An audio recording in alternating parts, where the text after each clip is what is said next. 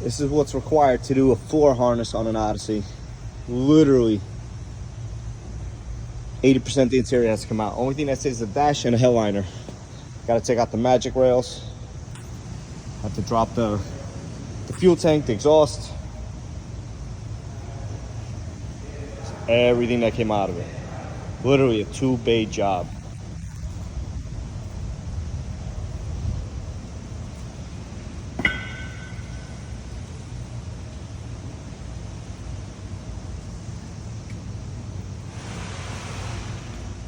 Fun times.